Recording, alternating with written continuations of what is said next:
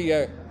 पहले ये 30 साल एक दूसरे को चोर चोर कह के एक दूसरे पे करप्शन केसेस दायर करके और एक झूठा एहतसाब करके मामलात को चलाते रहे, और आज ये हाल है कि ये 13 जमाती जो पीटीएम का टोला है, इसके पास अवामी मसाइल के हल के लिए कोई पॉलिसी नहीं है, कोई प्रोग्राम नहीं है। ये महज मुकमुका और डीलें करके इक़्तिदार पे कब्जा करने के आदी हैं। और आपके सामने कि एक तरफ एक कुदरती आफत सैलाब से मुतासरा इलाकों के अंदर अवाम जो है मदद के लिए चीखों पुकार कर रही है, सैलाब के पानी में डूब रहे हैं। उससे पहले पाकिस्तान के अवाम गुज़िश्ता 3-3.5 माह से जिस बदतरीन महंगाई, बिजली और महंगे पेट्रोल का जो आए दिन जो एक बम गिराया जाता है अवाम के ऊपर, क्या वो कम था? क्या महंगाई के दलदल के अंदर जो अवाम जो धंसे जा रहे हैं हर रोज़, उनको कोई सहारा देने के लिए, उनके लिए कोई प्रोग्राम, कोई पॉलिसी देने की बजाय ये दरबारियों का टोला जो है वो सुबह शाम जो रोना पिटना बयान करके एक इश्तियाल अंगेज़ किस्म के बयानात दे के अवाम की सिर्फ तवज्जो हटाने के लिए सारा दिन जो है बैठ के जो प्रेस कॉन्फ्रेंसेस करते रहते हैं। इनके पास कोई एक ऐसा कोई एजेंडा, कोई प्रोग्राम नहीं है जिससे अवामी मसाइल में कमी आ सके, महंगाई में कमी आ सके, बिजली में कोई के रेट्स में कोई कमी आ सके, कोई पेट्रोल के अंदर जो है कोई कमी के हवाले से कोई आपने देखा हो कोई पैकेज दिया हो। जबकि इसके बरक्स जब इमरान खान साहब की क़यादत में पीटीआई की गवर्नमेंट थी तो इनके अपने जो वज़रा ने जो इकनॉमिक सर्वे जो आपके सामने जो रखा, उसके मुताबिक तहरीक इंसाफ के दौर में जीडीपी रेट 5.97 था। ज़राअत का हदफ जो है, जो तरक्की का हदफ अगर 3.5 था तो उन्होंने 4.4 अचीव किया। इसी तरीके से रिकॉर्ड एक्सपोर्ट्स थी, इंडस्ट्रियल ग्रोथ थी। उसके बरक्स आज मैं नहीं कह रहा, IMF कह रहे हैं कि अगर इन नलायकों का, इन नाहलों का टोला इसी तरह से मुसल्लत रहा हम पे, तो अगला 1 साल महंगाई में किसी किस्म की कोई तवक्को नहीं है। बल्कि अगर आप देखें इंटरनेशनल मीडिया के अंदर जो बड़े कुछ एनालिस्ट ने और कुछ रिपोर्ट्स आई हैं, वो तो वाज़ेह तौर पे इशारा कर रहे हैं, जो ये पिछले 3.5 माह से करने में नाकाम रहे कि मुल्क और हालात जो हैं खाना जंगी की तरफ धकेल दिए जाएं, इदारों को आपस में एक दूसरे से लड़ा दिया जाए, अवाम को इदारों से लड़ा दिया जाए, गलत फहमियाँ पैदा की जाएँ, और इसके लिए गुमराह कुन इश्तियाल अंगेज़ इनका जो दरबारी टोला है सारा दिन प्रेस कॉन्फ्रेंस में बैठ के बयानात देता रहता है। इसलिए मैं अपने मीडिया के दोस्तों से भी गुजारिश करूँगा कि खुदारा इनके इस ट्रैप में ना आए। इस नौटंकी और ये नौसरबाजों का जो टोला है, इनकी गुमराह कुन जो साजिशी जो बयानात हैं, इसके अंदर हमें बिल्कुल जो है तवज्जो देने की बजाय जो अवाम के असल मसाइल हैं, जो अवाम सैलाब में डूबे हुए हैं, जो अवाम महंगाई के दलदल में फंसे हैं, उसके ऊपर बात करनी चाहिए। उसके हवाले से जो है बहस होनी चाहिए। और हम बार बार कह रहे हैं, इमरान खान साहब ने 3.5 माह पहले जो फार्मूला दिया था वो आज भी उतना ही वैलिड है, बल्कि हर गुज़रते दिन के साथ उसकी अहमियत और अफादियत का अंदाज़ा हम सबको हो जाना चाहिए कि ये जो मौजूदा मुआशी अदम इस्तेहकाम है, इसको ख़त्म करने का वाहिद रास्ता ये है कि मुल्क के अंदर सियासी इस्तेहकाम लाने के लिए फौरी तौर पर इक़दाम किए जाएँ। फौरी तौर के ऊपर साफ शफाफ इलेक्शंस करवा कर वो हुकूमत करने का उसको मौका देना चाहिए जिसके पास अवाम का फ्रेश मैंडेट हो और वो आकर अपनी जो है पॉलिसीज़ इम्प्लीमेंट करें। क्योंकि इस पॉलिटिकल जो एक अनसर्टेनिटी है, जो एक सियासी अदम इस्तेहकाम है, इसका बहुत बड़ा नुकसान जो है वो हमारी मुआशी और जो है अदम इस्तेहकाम को जो है वो तमाम भी दे रहा है और मईशत को भी नुकसान पहुँचा रहा है। इसलिए जो असल मसाइल है अवाम के, जो इन मसाइल से निकलने का रास्ता है, उस पर बात करनी चाहिए।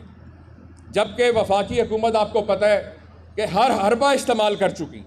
पंजाब के अंदर आपको याद है ज़िमनी इंतखाबात के अंदर कौन सा ऐसा हरबा है जो उन्होंने नहीं इस्तेमाल किया? कौन से ऐसे सरकारी वसाइल जो उन्होंने मुखालफिन को दबाने के लिए, उन पर तशद्दुद करने के लिए, उनको हरासा करने के लिए इस्तेमाल नहीं किए? लेकिन इस फस्तायत से, इस दहशत गर्दी से, इस आमरीत से किसी तौर पे भी अब पाकिस्तानी कौम जो है वह दबने वाली नहीं है। ये कौम जाग गई है। इस हकीकी आज़ादी की जंग के लिए मैं समझता हूँ कि आज पाकिस्तान का हर जी शऊर, नौजवान, बच्चे, बूढ़े, वो आज खड़े हैं कि हमने इन चोरों डाकुओं का, जिन्होंने पहले दिन से हमारे मुल्क के इदारों को, मुल्क की मईशत को, मुल्क के मुस्तकबिल को दाव पे लगाया हुआ है, सिर्फ और सिर्फ इसलिए कि इनका लूट मार का माल, इनके बच्चे, इनकी जायदादें सब इस मुल्क से बाहर हैं। तहरीक इंसाफ की 26.5 साल की जद्दोजहद आपके सामने है कि इमरान खान साहब ने, तहरीक इंसाफ ने मुखलिसाना तौर पे जो जद्दोजहद की सियासी, उसका मकसद सिर्फ और सिर्फ मुल्क की सलामती और मुल्क की मुफाद का तहफ़्फ़ुज़ और उसको सर्व करना है, इसलिए कि हमारा जीना मरना इस मुल्क के साथ है। हमारे कोई लंदन जदा में या बाहर जो है कि जदादें नहीं पड़ी हुई, इसलिए जो जिनका जीना मरना इस मुल्क के साथ है, उनको इस मुल्क का, मुल्क के इदारों का, मुल्क के अवाम के हालात का दुख है, दर्द है, एहसास है। आपको सबको मालूम है कि पाकिस्तान की मईशत के अंदर हमारे बैरून मुल्क बसने वाले पाकिस्तानियों का बड़ा एक अहम किरदार रहा है, खा वो रेमिटेंसेस के हवाले से हो या खा वो एक ह्यूमन रिसोर्स के हवाले से हो, क्योंकि इन नाकपतेश, इन चोर डाकुओं के जो पिछले 30-40 साल से इनको मौके मिलते रहे, इनकी पॉलिसीज़ की वजह से आपको पता है कि बहुत सारा ब्रेन ड्रेन हो चुका है पाकिस्तान से। लेकिन वो बैरून मुल्क बैठे पाकिस्तानी आज भी अपने मुल्क के लिए वही जज्बा और वो दर्द रखते हैं कि जिसके बिना पे जब उन्होंने देखा कि एक मुखलिस और मुहब्ब वतन पाकिस्तानी बतौर वज़ीर आज़म साहब ने आए, तो आपने देखा कि 3.5 साल के अंदर रिकॉर्ड रेमिटेंसेस जो हैं हमारे बैरून मुल्क पाकिस्तानियों ने यहाँ भेजी। इसी तरह इन्वेस्टमेंट अपॉर्चुनिटी के अंदर भी, फॉरेन इन्वेस्टमेंट के अंदर भी उन्होंने बढ़ चढ़ के उसमें जो है कंट्रीब्यूट किया। लेकिन इन साजिशियों का टोला जिस दिन से इक़्तिदार पे काबिज़ है, इन्होंने बैरून मुल्क पाकिस्तानियों को जो है निशाने पे रखा हुआ है, सिर्फ़ इसलिए कि उन्होंने पाकिस्तान के बेहतर मुस्तकबिल की खातिर, पाकिस्तान की खातिर, ये जानते हुए कि इमरान खान जो लड़ाई लड़ रहा है वो अपनी नहीं, इन पाकिस्तानियों की लड़ाई लड़ रहा है, उस जदोजहद में उन्होंने कंट्रीब्यूट किया, उसके ऊपर इन्होंने उनको भी इंतकामी कार्रवाइयों का निशाना बनाया। और आपने देखा तहरीक इंसाफ ने जो ओवरसीज़ पाकिस्तानी को वोटिंग राइट्स देने के लिए जो भी इक़दाम और कोशिशें की थी, उन सारों को इन्होंने आते ही जो है कालअदम करार दिया, ख़त्म किया। और आज जो है ये ढीठों की तरह रोनी सूरत बना के उन्हीं जब बैरून मुल्क पाकिस्तानियों से इमदाद की अपील कर रहे होते हैं, तो इंतहाई मज़ाक़ा ख़ेज़ लगता है कि ये जो ड्रामेबाजियाँ, जो नौसरबाज जो हरकतें कर रहे हैं, ये समझते हैं कि ये कौम को बेवकूफ़ बना रहे हैं। ऐसा हरगिज़ नहीं है, ये सिर्फ अपने आप को बेवकूफ़ बना रहे हैं। अवाम का सामना करने की इनमें ज़रूरत नहीं है।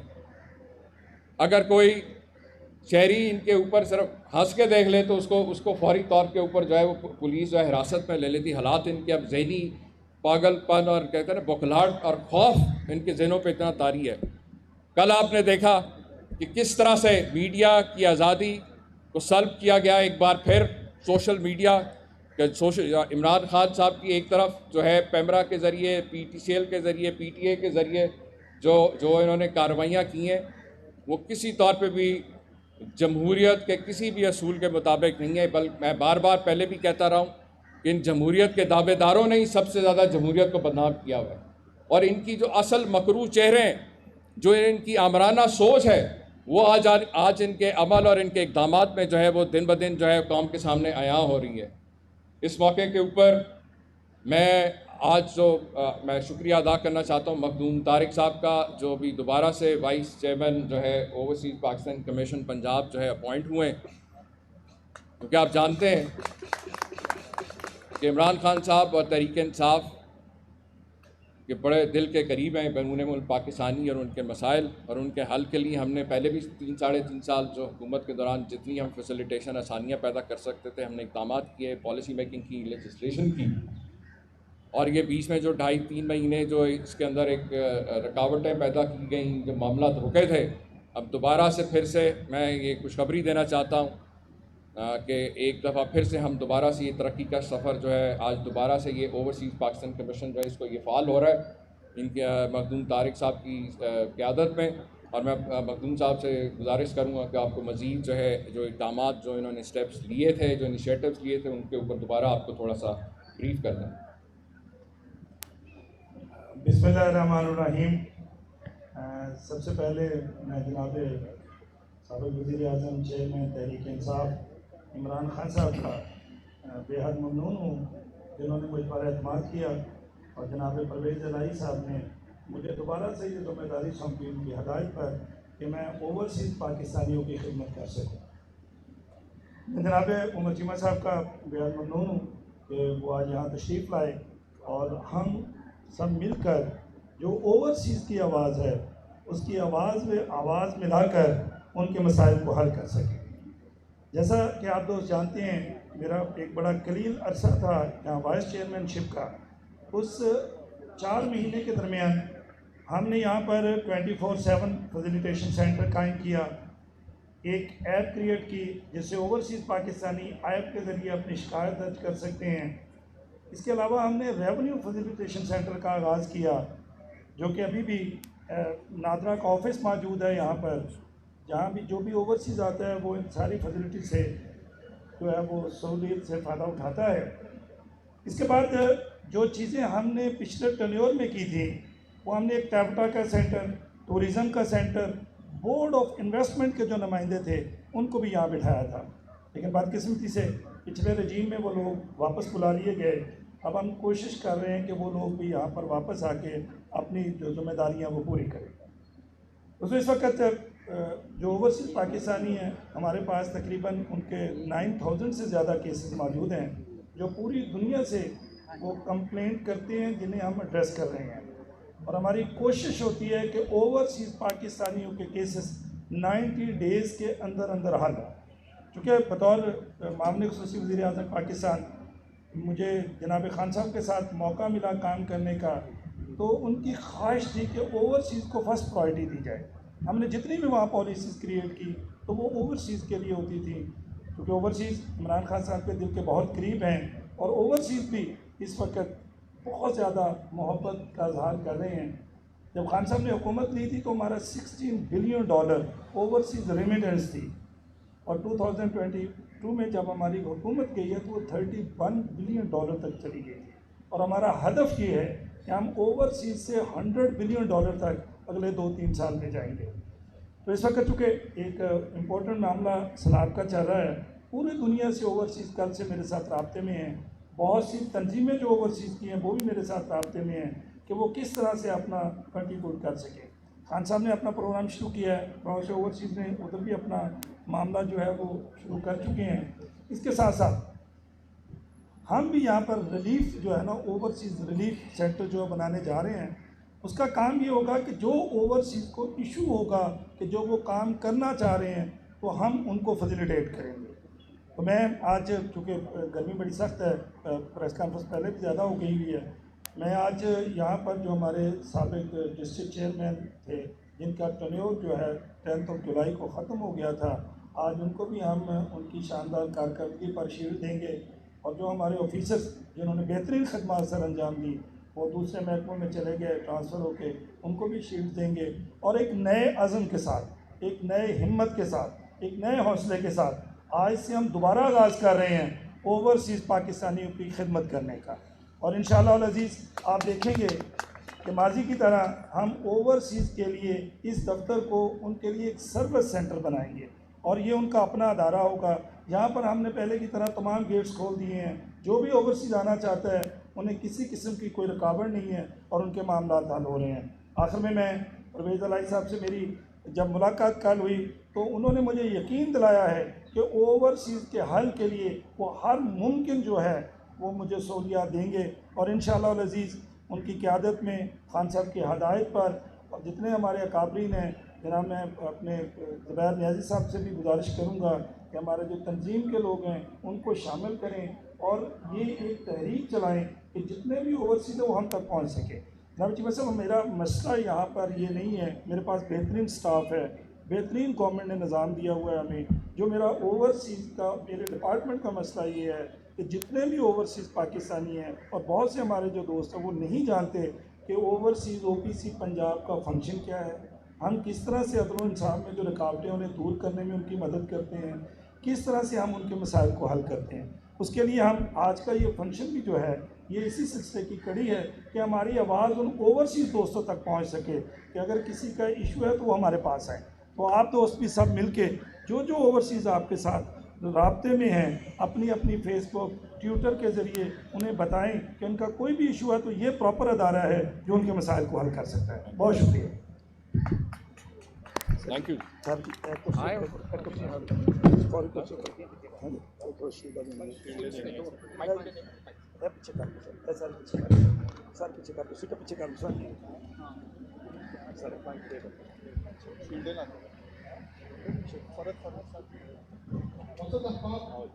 कुछ एजाज़ी शीट्स हैं स्विनिश के तौर पे आज नायक कारकर्दगी पर ओबीसी में मखदूम तारिक साहब की तरफ से अखबार के लिए शीट्स थे।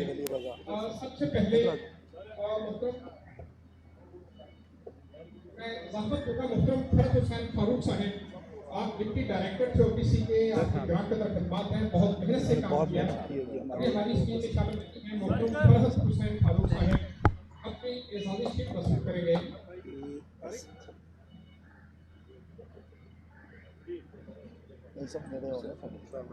जी इनके बाद हमारे डिस्ट्रिक्ट चेयरमैन हैं खानेवाल से महर असर जावेद साहब, डिस्ट्रिक्ट चेयरमैन है ओबीसी के महर असर जावेद साहब, उनसे दरख्वास्त है कि अपनी एजाज़ी शीट वसूल करें।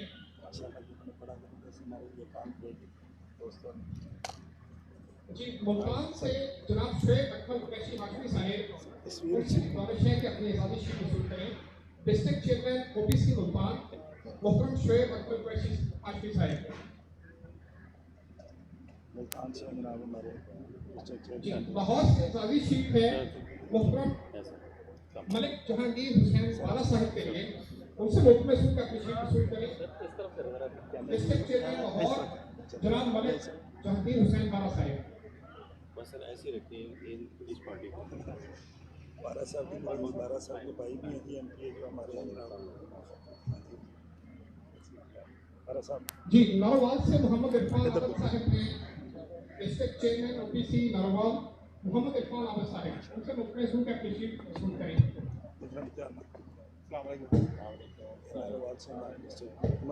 डोबा टेक्सिंग से डिस्ट्रिक्ट चेयरमैन हैं जनाब मोहम्मद नबीद आलम साहब, उनसे गुजारिश है कि अपनी एजाज़ी शीट वसूल करें। डिस्ट्रिक्ट चेयरमैन डोबा टेक्सिंग मोहम्मद नबीद आलम साहब।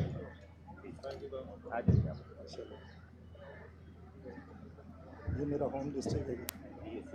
मोहम्मद नबीद आलम साहब के एजाज़ी शीट है डिस्ट्रिक्ट चेयरमैन डोबा टेक्सिंग। और इनके बाद मुतमिसूं जनाब एजाज हुसैन साहब से आप हैं डिस्ट्रिक्ट चेयरमैन ओबीसी छंग जनाब वहां एजाज हुसैन साहब।